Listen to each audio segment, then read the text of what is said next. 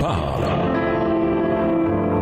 Chaque jour, Charles et Carole vous présentent la leçon de l'école du sabbat.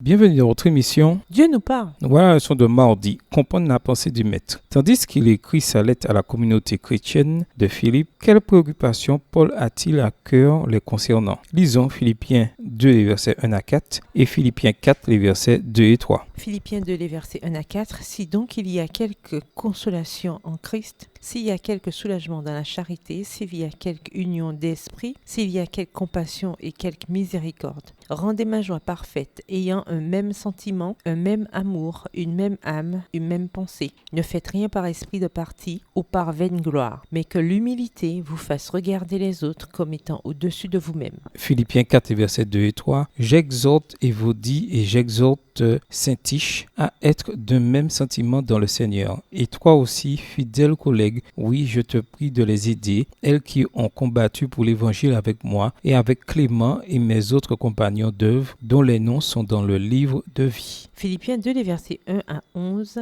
est l'un des passages les plus profonds de toute la Bible. Il évoque la préexistence de Christ, sa divinité, son incarnation, son humanité, son acceptation de la mort sur la croix. Il décrit la longue spirale infernale que Jésus a suivie depuis le ciel jusqu'au calvaire, Philippiens 2, les versets 5 à 8. Et il décrit la manière dont le Père exalte Jésus au statut d'objet d'adoration universelle, Philippiens 2, les versets 9 à 11. Ces versets comportent un grand nombre de vérités extraordinaires. De quelle manière Paul commence-t-il Philippiens 2, les versets 5 à 11? De tous les événements de la vie de Jésus qu'il célèbre, lesquels selon vous s'attend-il à voir reflétés dans leur vie? Philippiens 2, les versets 6 à 11. Philippiens 2, les versets 5 à 11. « Ayez en vous les sentiments qui étaient en Jésus-Christ, lequel, existant en forme de Dieu, n'a point regardé comme une proie à arracher d'être égal avec Dieu, mais s'est dépouillé lui-même en prenant une forme de serviteur, en devenant semblable aux hommes, et ayant paru comme un simple homme, il s'est humilié lui-même, se rendant obéissant jusqu'à la mort, même jusqu'à la mort de la croix. C'est pourquoi aussi Dieu l'a souverainement élevé, lui a donné le nom qui est au-dessus de tout nom, afin qu'au nom de Jésus, tout genou fléchisse dans les cieux, sur la terre et sous la terre, et que toute langue confesse que Jésus-Christ est Seigneur, à la gloire de Dieu le Père. » Paul espère que les croyants de Philippe qui pourraient avoir l'esprit de contradiction apprendront de Jésus et de son incarnation. Si Jésus a pu adopter une forme humaine en se faisant vraiment esclave, en devenant semblable aux humains, Philippiens 2, verset 7, et même en se soumettant à la crucifixion, à combien plus forte raison devaient-ils se soumettre les uns aux autres par amour? On nous rappelle ici qu'il y a beaucoup à apprendre de l'enseignant par excellence, Jésus. Nous apprenons des messages qu'il partage durant son ministère terrestre. Nous apprenons des miracles qu'il accomplit et de la manière dont il agit envers les autres. Nous pouvons chercher à construire nos propres relations avec les autres en suivant sa grande humilité et en méditant sur le fait qu'il a été disposé à échanger les gloires du ciel contre une mangeoire. Quelle leçon pour nous!